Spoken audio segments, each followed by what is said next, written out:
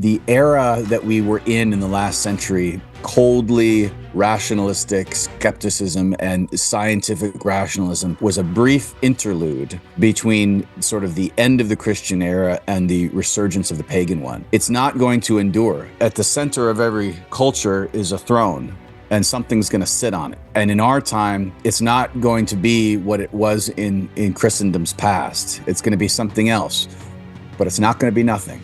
Persecution of Christians in pagan America? Is that a reality we could be facing soon? Well, it does seem like we are on the cusp of it. But I had a great conversation with John Daniel Davidson. He's the senior editor at the Federalist, and he has a book called Pagan America, The Decline of Christianity and the Dark Age to Come. We're going to be conversating with John Daniel Davidson today. By the way, my name is Joe McLean. I host a radio program called A Catholic Take, where we look at the world through a Catholic lens. I'd love for you to hang out with us. If you like it, give it a thumbs up and let us know what you think in the comments below. Joining us right now is John Daniel Davidson. He's a senior editor at the Federalist, and he's the author of a book called Pagan America, The Decline of Christianity and the Dark Age to Come. I've got my book. I went through it. I even got the Audible as well as the ebook. Great book, and it's got a lot of meat on the bone. John, welcome to the show. Thanks for your time today. I really appreciate you being here. And you touched on so many themes in this book that I have been talking about on my radio program for a long time now. Let me just ask you right out of the gate, do you think our culture is pagan now, or is that just something we have to look forward to? Yeah, I think it is pagan now. I think we're living in a post-Christian culture right now, and I say in the book that everybody alive today was born into a society and a civilization that was essentially post-Christian. And it's just becoming more obvious now as we sort of shed the last vestiges of our Christian inheritance and step fully into the pagan future. And that really is sort of what the book is trying to outline and go through all the different things that we're seeing today and show and explain how they are manifestations of this epochal shift in Western civilization. You know, you talk about Hernan Cortez, and I got to be honest with you. If I were the Pope, I would make him a saint. I love Hernan Cortez. I like reading the original sources of his expedition to conquer the devil himself in his hole there in Mexico City back in the 16th century. And it makes you wonder, why does the world want something that they have no idea how bad it really was? I mean, does the modern world have any clue how bad paganism really was? No, I think that there's a tendency to romanticize the pagan past and to gloss over its atrocities and its violence and the brutality of it, and focus on the faults of Christendom instead. And that's understandable in the sense that, Christendom has been sort of the reigning civilizational mode in the West for, 1,600 years. And so it's easy to kind of point to the failures or the faults of that civilization and forget what Christendom replaced and what it overthrew. And I think, and I say this in the book, that as we move into this post-Christian era and enter a new pagan era, a pagan era in the modern post-Christian context, we're going to have the kind of society that not even atheist non-Christians are going to want to be a part of, because it's going to be a society organized around the pagan ethos and pagan principles. And those are, in societal terms, a society that is built around force and coercion and a denial of human rights. And I don't think that's what even sort of like hardcore secular atheists want. There's a lot of common threads to pagan cultures, ancient pagan cultures, that we can see some similarities today for sure. You talked about child sacrifice being one of them, sexual perversion being another. Can you maybe touch on that? Yeah, we see pagan societies really take the same form as they develop, as they advance and become more advanced. And that's true across vast expanses of time and geography and cultures. One of the things that I talk about is the tendency and the pattern really for advanced pagan societies to take the form of slave empires. And that, again, is in keeping with this pagan ethos where essentially might makes right. And that, how society is organized isn't based on universal transcendent principles about human nature or the nature of God or how we should organize society in light of that, but it's rather based on force and on will and desire. And so that the form that takes on a civilizational level, from the ancient Aztecs to the Carthaginians to the ancient Near East, and indeed even to the Roman Empire, is a slave society where there's a ruling caste of very powerful, privileged people and a slave caste. And most of the people are in the slave caste. And in the case of the Roman Empire, slaves didn't have any rights. They weren't seen as equals to Roman citizens, certainly not Roman aristocrats who owned these slaves. They were seen as sort of subhuman. A Roman aristocrat could do whatever he wanted with his slaves. There was no repercussion or no really even recognition that these people were human. And I go into some disturbing detail about that in the book. And to your point earlier, I think that's the kind of thing people maybe forget or they gloss over. And they tend to romanticize the pagan past.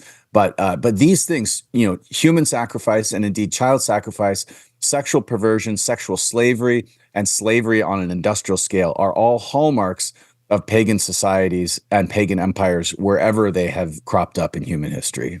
I don't want to get ahead of myself because I know I'm going to say something that's going to trigger something that'll maybe be tempted for us to move forward in the conversation. And that is, I know that you sort of paint the picture of the modern pagan world to be different, similar but different to the ancient pagan world.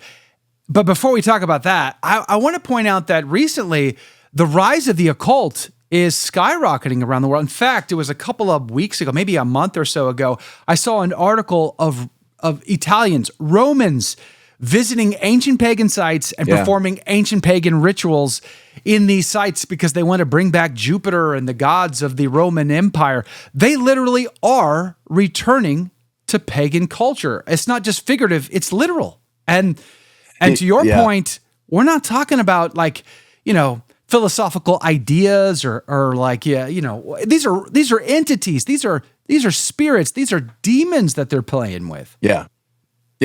Well, I'm glad you went there because yes, they are. And the ancient world, the pre-Christian ancient world, recognized that as such. There was a kind of uniformity of cosmological belief about the world and about spiritual powers, and all these different cultures. They didn't think that they were worshiping made up gods, right? That there was a point in the high Roman Empire where a cynicism was attached to the state religion, but I think it's pretty clear that pagan peoples believed there were entities kind of behind their gods that they were serving, and yes, it's demonic. Yes, it's satanic, and yes, it makes sense that there would be a resurgence of interest and practice of the occult in a post-Christian time. And to your point, I've been saying in interviews about this book that the new paganism or paganism in the modern context, we're not going to see a bunch of temples to Zeus and Apollo popping up on Times Square. But also we are seeing that, in some places. We are seeing a surge of interest in witchcraft. And I talk about that in the book, especially on social media among young people. I call it moral therapeutic witchcraft or moral therapeutic paganism, which is sort of it's tied in with feminism and self-empowerment, but it's no less pagan, and when these teenagers on TikTok are talking about how they have a spell to Hecate or the prayer to Odin, they are engaging in a kind of, therapeutic identity,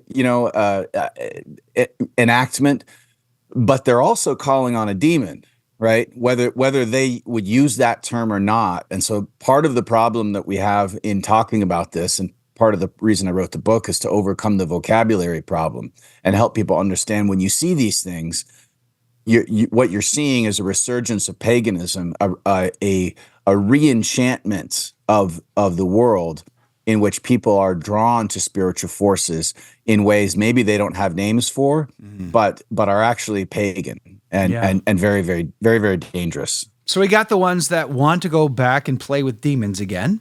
And then we have ones that don't believe in demons, but are happy to leverage the brand of demons towards their atheistic, interests, so to speak. The Satanic Temple, for instance, that's somebody else you talked about. Give us an idea of who they are.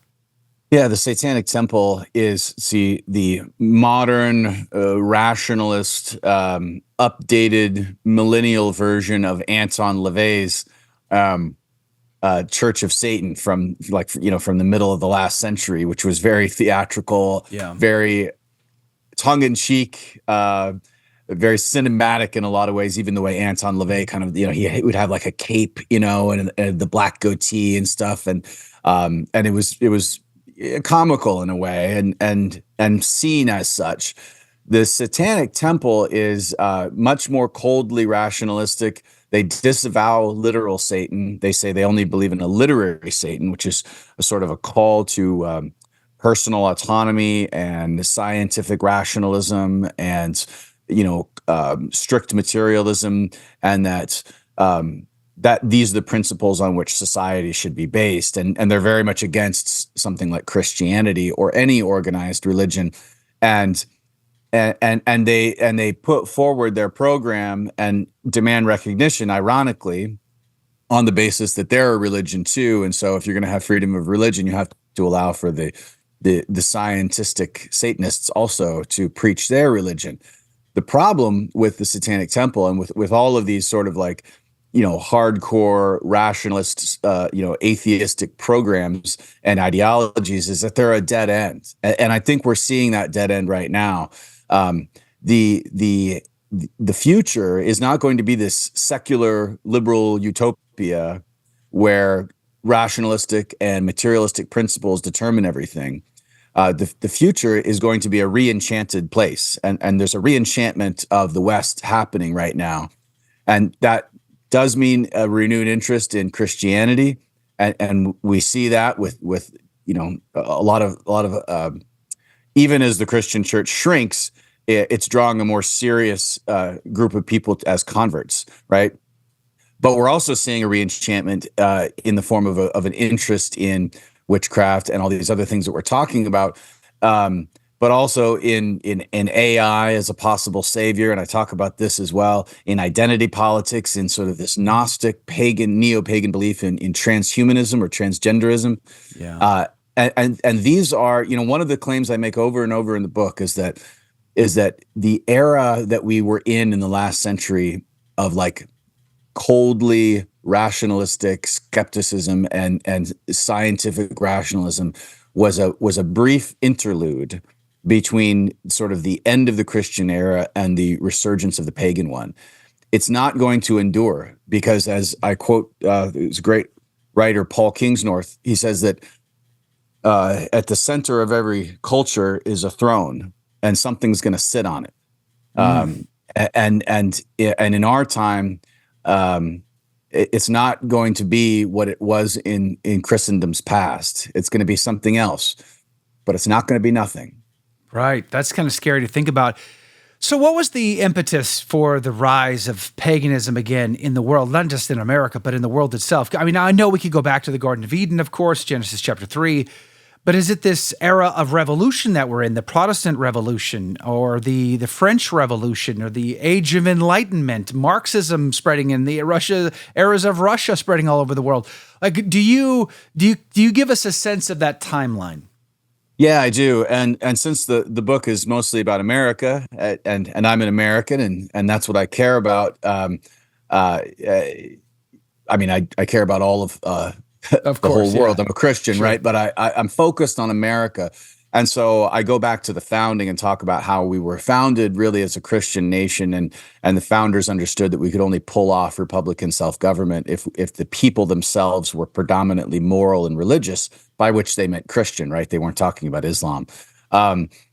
But it's true that if you want to sort of, move backward in time, and locate sort of the rupture at an earlier point, a strong case could be made that it was the Protestant Reformation and the Enlightenment that followed that really began the process of breaking the rule of Christendom over Western civilization and introducing the modern era and the sort of atheistic ideologies of communism and fascism that we saw in the 20th century and even before that. But I get into that a little bit in the book and talk about the French Revolution and the way that paganism was kind of idealized and romanticized in the French Revolutionaries' attack on the Catholic Church, right? And that's sort of an early indicator of like where the post-Christian era was headed. And I think there's a whole other book to be written, and maybe I'll write this book about how the secular age, the Enlightenment, the cult of reason was never really as reasonable or rational as it seemed to be, and that it was always tending toward these very pagan manifestations, especially in the French Revolution, of just terror, force, violence, coercion. And in one of the sections of the book, I argue that the most honest French revolutionary was the Marquis de Sade, who was imprisoned for many years for murder and for rape, and never really repented of those things. He made the positive case that if you're going to reject Christianity and you're going to reject the Christian moral framework, then anything is permitted. There's no basis for the strong to restrain themselves from exercising their power over the weak. And in Christendom, it was the opposite. Power was exercised, at least ideally, and this is not, of course, it didn't always work out this way, but the ideal, the principle was that power should be exercised by the strong on behalf of those who did not have power. And that was the aristocratic ideal, the monarchical ideal, the noblesse oblige, and that was how Western civilization came to be, right? And when you throw all that overboard and you say we're not going to recognize these principles, we're going to reject the doctrine of Imago Dei, that every person is created in the image of God and has inherent dignity. Well, at that point, you've lost the ground for something like human rights, or even in the case of Marquis de Sade, that someone like him shouldn't be allowed to murder and rape and torture, which of course he did and never repented of. Can I go back to the founding of our country for a sec here? Sure. So, that's obviously tied in, French Revolution being very close in proximity and timeline to the founding of our country, having had so much French support before that. And I know George Washington was very split over that, very conflicted because he supported the king. But I digress. How Christian was our country ever a Christian nation? Washington, John Adams, Thomas Jefferson, they're deists for the most part. So could we say that our country was a Christian nation once? I don't know if I would say George Washington is a deist, but certainly Thomas Jefferson was. I think the reason I talk about the French Revolution is to contrast it with the American Revolution. I think these were two very different events that were motivated by different systems of thought and philosophies. When people like Patrick Deneen make the case against liberalism, they paint, I think, with too broad a brush and say, that the American founding was rotten from the start because it was based on these revolutionary ideas about liberal ideology that are just not true, and that the American experiment was never going to work. I think that's not quite right, and I'm not a political science or an expert, but I point to other people who have criticized that argument. And the question they ask is, well, which Enlightenment are you talking about? There's the Continental Enlightenment, but there was also a Scottish Enlightenment that I think the founding generation followed much more closely, and it produced something much different, right? The American Revolution did not look anything like the French Revolution. And the argument that I make is that even though their language mirrored a lot of Enlightenment sort of language that you saw from people like John Locke and others, the substance of what our founders were saying was really quite Christian, and that the American founding owes as much to Christianity as it does to the Enlightenment. And of course, the Enlightenment was itself a product of Christian thought and of Christian civilization. So, the claim is that our country was founded, and our founders understood they could only pull this off with a predominantly Christian people, and that it required not just belief in Christian principles, but the active practice of the Christian faith for the citizens to have the kind of moral virtue that would be required for self-government. And they actually said this over and over again. And not only did they talk about it, but if you look at what they did, in their own lifetimes, during their own sort of, careers in public service, their actions reflect this too. And one example that I give is the first Congress, before they approved or ratified the Bill of Rights, including the First Amendment, appropriated public money for a chaplain for Congress, right? A Christian chaplain. Now they didn't see that. The people who wrote the First Amendment did not see that as a violation of the Establishment Clause, right? And at the same time, too, you had the federal government and this constitutional order that was meant to knit together all these states and other and smaller communities within the states. But those states and those smaller communities were themselves religiously organized. Most of the states had a religious establishment at the time of the founding, and many of them retained this establishment for decades and decades into the 19th century, right? And so I think what the founders were doing, but by saying there will be no establishment of religion at the federal level, they understood that was not going to work with the 13 colonies and the great diversity kind of beliefs and all the different denominations and sectarian, Christian groups within America at the time. What they imagined was a non-sectarian but predominantly religious society, and that the Christian religion would be reflected in public pronouncements, in public policy, in laws. The Northwest Ordinance 1787 appropriated funds for the establishment of churches and schools which were part of the purpose of having schools was to inculcate the Christian religion in the people. And you see this over and over and over in our early history. And so I think the evidence overwhelmingly points to the idea that America was a Christian country. The founders understood that it would be a Christian country, and indeed thought that it had to remain so in order for republicanism and self-government to survive. So I was just thinking about John Spalding, who was the bishop in Maryland in the late 19th century. He wrote a book called The Church, the Liberty, and Culture. He basically lays the hammer onto Protestantism, and so I kind of want to bring him in on this because so the founding fathers established what appears to be a Christian culture, is the argument you just made.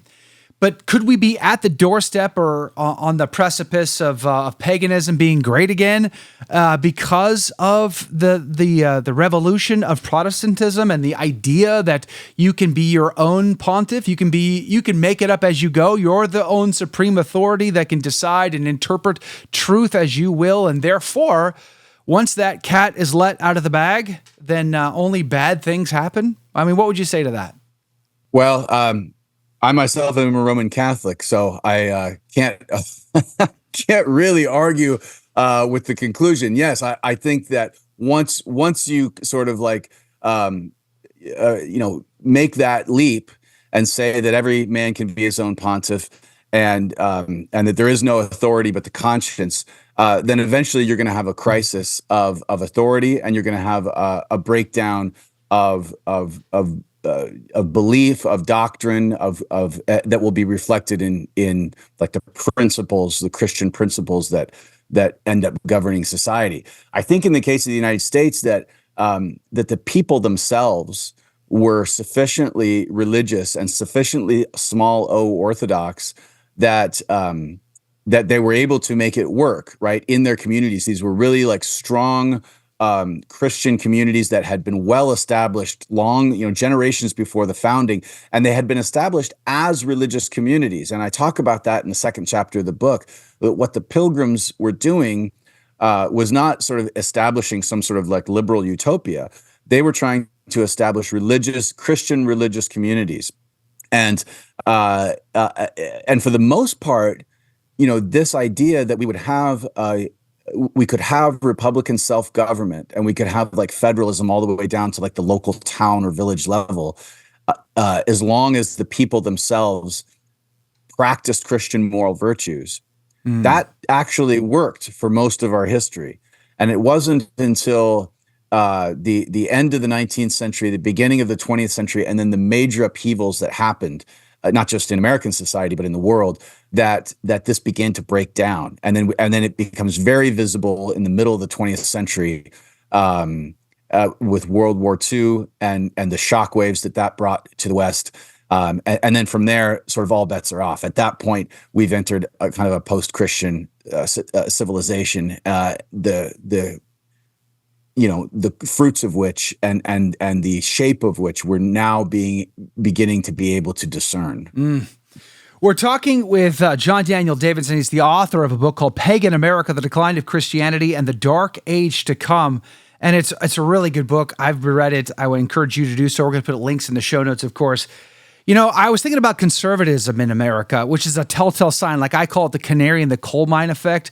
What are conservatives conserving anymore? Do they conserve life? No. We even see Donald Trump basically, compromising on the issue of life, criticizing Arizona for being too pro-life. I'm let that sink in for a second. The states' rights guy. And then, of course, what about marriage? Do conservatives conserve marriage between a man and a woman? They don't even bother to fight that fight anymore, let alone economic issues, warfare on foreign continents. I mean, there's a plethora of issues that they don't seem to be conserving anymore. And it's really hard to tell when you vote an R or a D, whether or not there's going to be a net effect in that vote. And it seems to be very peculiar. Do you see that also as like a telltale sign of the culture, the decline of culture, the decline of decency, the decline of truth itself? Absolutely. Yeah. Conservatives or I should say Republicans and Democrats in America today are both sort of species of liberal, right? I don't think that conservatives have conserved anything because they were starting from a place where they accepted sort of the premise of the post-Christian world, right? Of the pagan, the new pagan world, and they have failed to understand and appreciate that the Christian claims about the person, which includes claims about the unborn, claims about family structure, about what marriage is. And claims even about public policy and what we owe to our fellow countrymen and to our nation, that those can't just be purely private things. Those have to actually take expression. They have to take form and shape in public policy. And for much of our history, they did, and we were able to kind of conserve the Christian nature of our society and our civilization and our country.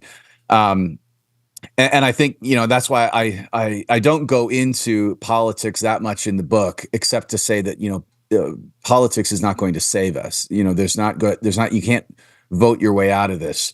The Republican Party, Donald Trump, they're not going to save you. This is a civilizational shift that we're in right now, and it's going to take generations to get out of it, right?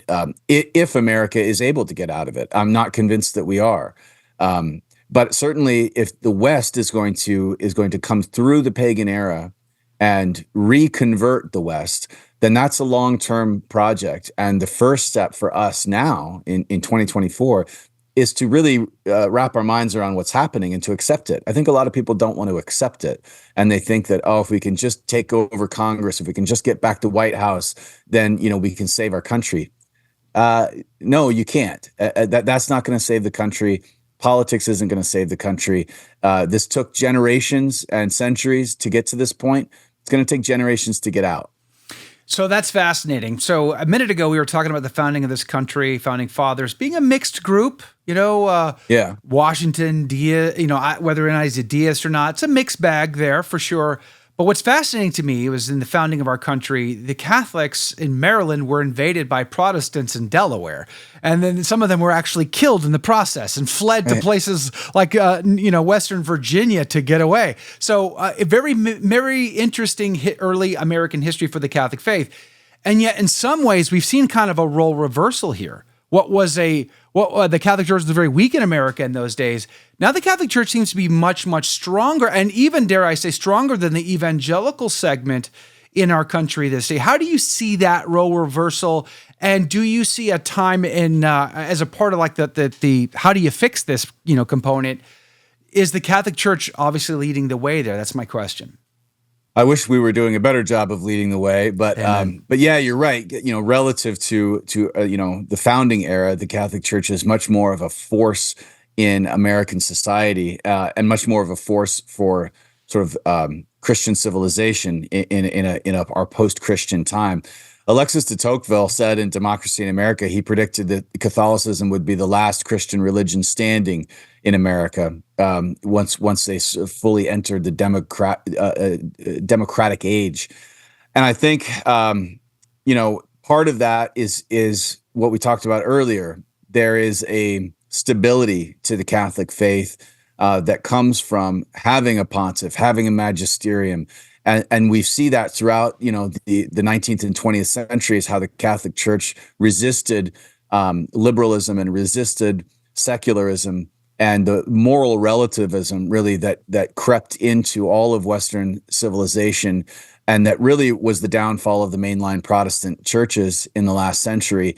And we're starting to see is also infecting the evangelical churches in this country right now in really big ways, right? There's other people have written books about the fractures within the evangelical world that really mirror in a lot of ways the fractures in the mainline Protestant churches a generation or two ago. But through all of this, the Catholic Church has, held the line on these sort of, really important issues like abortion or marriage, and other life issues. And that I think is a source of maybe cautious hope, as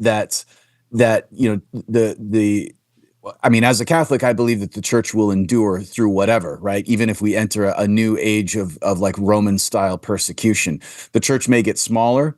It may lose all of the advantages and prestige that it once had. In fact, we're already seeing that. But it will endure. And my argument at the end of the book is that it will, as it was in pagan ages past, the Catholic Church will be a source of renewal in a re-enchanted post-Christian age for people who are more open to the idea of God and to the idea of spiritual realities than maybe they were a generation or two ago.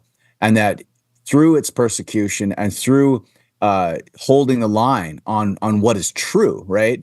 On the truth of things, and insisting on objective, morality and objective moral standards, that it will be a source of renewal and restoration and reconversion for the West. I want to ask you. So we brought up AI a while back. You mentioned AI briefly. I want to bring that back up, but I also want to bring up the issue of aliens today. We live in a buzz-filled era of aliens. There's big aliens. There's lots of ships. There's bodies. Oh, we can't show them to you, of course, ever. But what I found fascinating about that and almost humorous about this, I was watching, I think it was Tucker Carlson interview the whistleblower guy. And, the whistleblower guy seems sincere about, his intention or whatever. But Tucker's like, got that, just like that very focused look, the whole interview. It's hilarious. And then, Tucker's like, I think we're dealing with supernatural creatures here. If you're talking about interdimensional creatures, I find it fascinating because even people like Tucker, not Catholic, certainly not thoroughly theologically formed Christian, even at that, even he is seeing this and going, we may be playing with demons, and that would be a horrible thing. Can you speak to that? Like, how do you see that, the alien craze, the AI craze, playing a factor into reestablishing pagan culture in America, let alone the world? So I should say as a caveat that I don't discuss aliens in the book. I do discuss AI, but they are adjacent issues, and I actually discussed this with Tucker last week. I recorded an interview with Tucker, Oh, and we wow. talked about this. Yeah. So, yeah, the short answer is I believe, and I think the most reasonable explanation is that aliens are demons, right? Amen. You can call them interdimensional beings. You can call them discarnate intelligences. These are words that are employed to hide the uncomfortable truth that, like, a post-Christian people doesn't really want to acknowledge the fact that whether you call them discarnate intelligences or interdimensional beings, we're talking about demons. We're talking about what every other society throughout human history would have recognized as demons, angels, or gods and goddesses, right? These are the powers and the principalities of the world.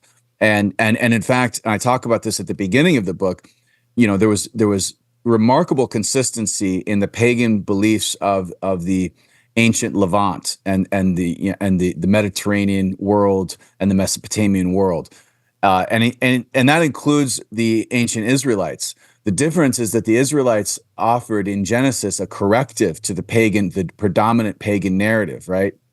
Instead of positing that there are all of these powers and all of these gods, and that Baal overthrew his father and like took over the throne of heaven, and he was now he was the one almighty God, and the Israelites said no, there was a rebellion in heaven, but it was defeated, and the rebellious angels were cast down, and they are the pagan gods, right? The gods that the Canaanites worshiped, the gods of the peoples of the Promised Land that worship the gods that the Egyptians worship are demons, right?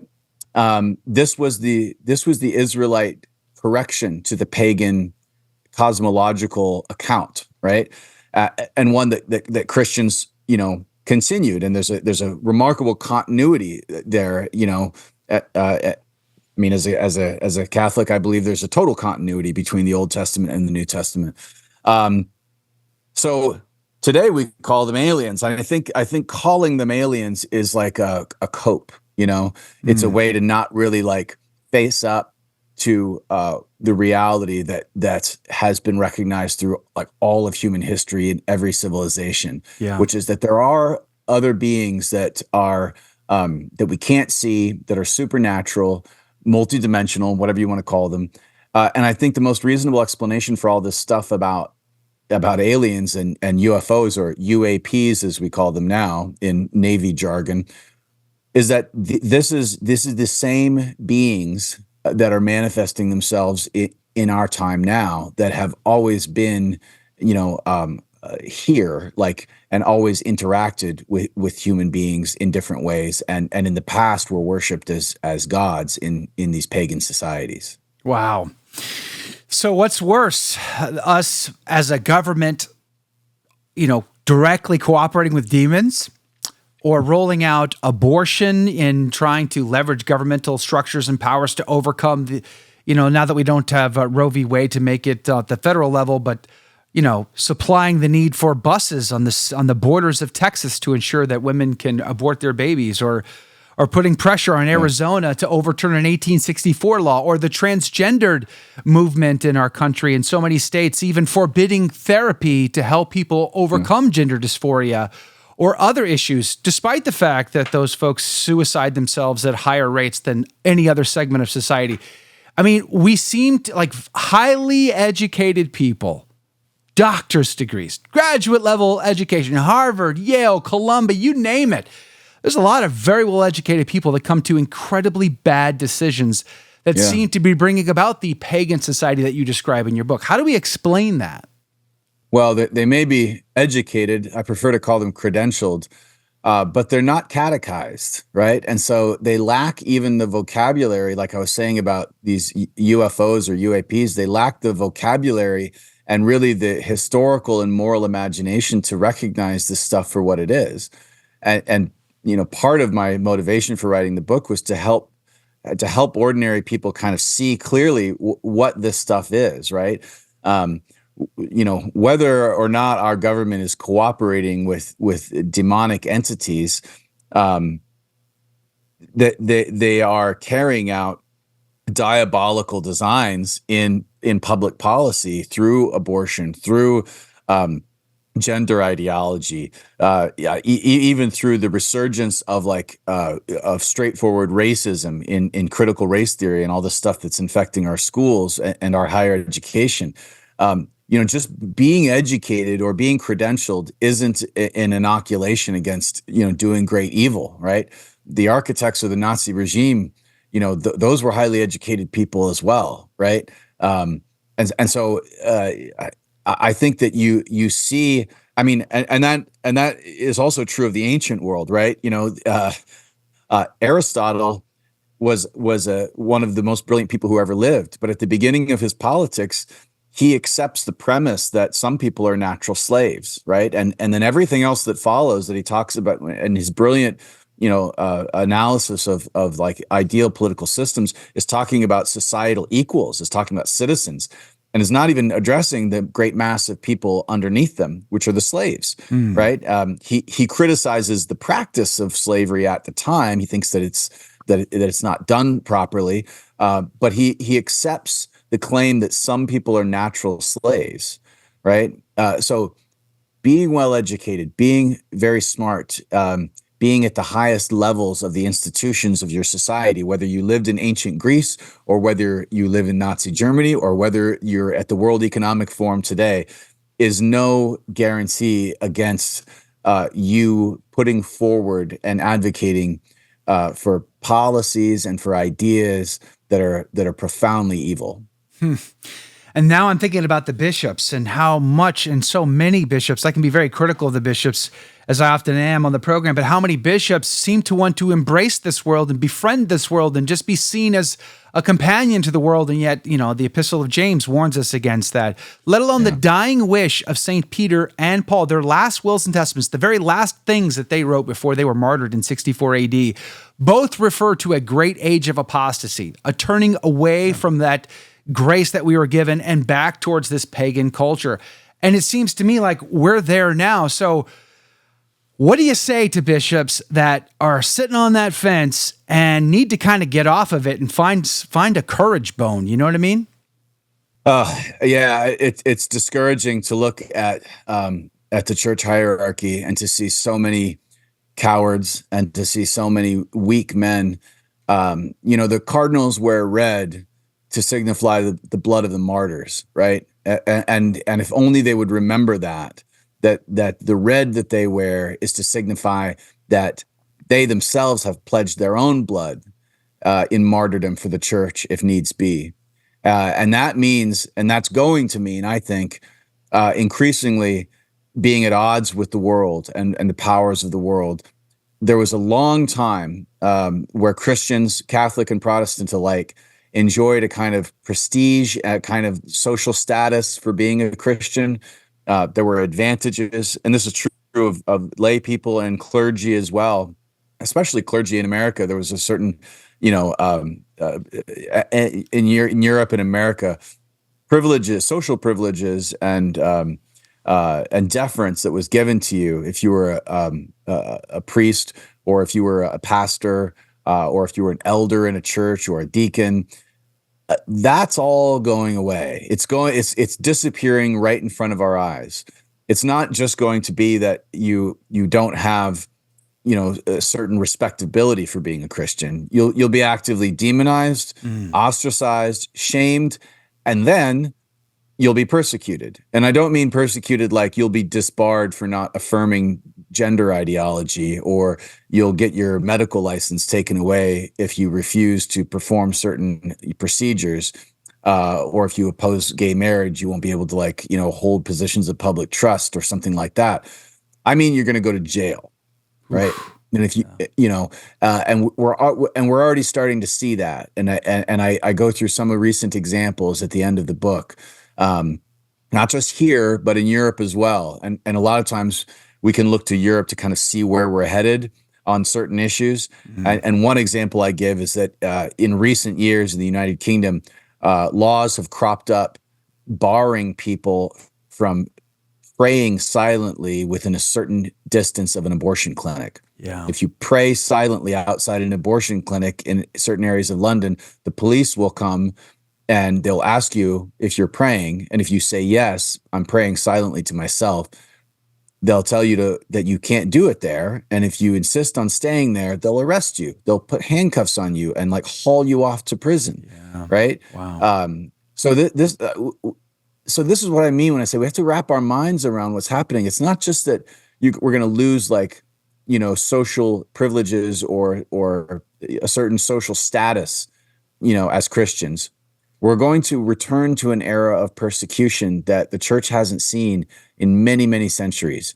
And we need to brace for that and think about how we prepare for that. Last question. How many Christians do you think are prepared for what you just described? Too few. And again, that's one of the reasons I wrote the book. There is no chapter at the end of this book that's like these 10 steps to save America. I didn't do that. A lot of books nowadays will do that, especially books that are commenting on sort of like the current state of things. I didn't do that. I don't want to gaslight people, but at the same time, the book is not a counsel of despair. There's, as Christians, we don't have to be afraid of persecution. Many Christians, many more Christians than are alive today have embraced persecution in various forms and embraced martyrdom. And the church made great strides forward and converted great swaths of the globe on account of that persecution and the faithfulness of the martyrs and the men and women who endured so much for the faith. It's okay. Like, it's okay that persecution is coming. Yeah. But we need to be ready for it so that when it comes, we'll know what we're going to do and we'll know how we're going to respond to it. And it also means preparing for it, right? Preparing your children so that your children maintain the faith. We need to be raising up like men and women who are like warriors for the faith, who are ready to lay down their lives, and building thick communities of support so that Christians aren't isolated. The modern world wants to isolate us so much. So we need to have these thick communities where our families can thrive and our parishes can thrive. And then from that point, we need to go out and establish beachheads in the pagan culture and proclaim the faith in the public square, even if it means persecution, because that's what our ancestors did in the Roman Empire. Yeah. And that's how they converted the pagan world. And our posterity is going to have to do that again. Yeah, well said, well said. John Daniel Davidson, the book is Pagan America, The Decline of Christianity and the Dark Age to Come. Great book. I'm really grateful for your conversation today. God bless you and God love you. Thank you for being on. Thanks so much for having me. Appreciate that. Did you like that video? It's okay. You can admit it. It's perfectly fine. Hey, we cover the big stories of our day, from inside the church to outside the church to all points in between, and we do it from a Catholic perspective. It's called A Catholic Take. It's a radio program Monday through Friday. We live stream it right here on this channel, by the way, so make sure to subscribe, like, and share. We would be very grateful to you. And don't forget, you're going to want to watch this video right here because you don't want to miss anything.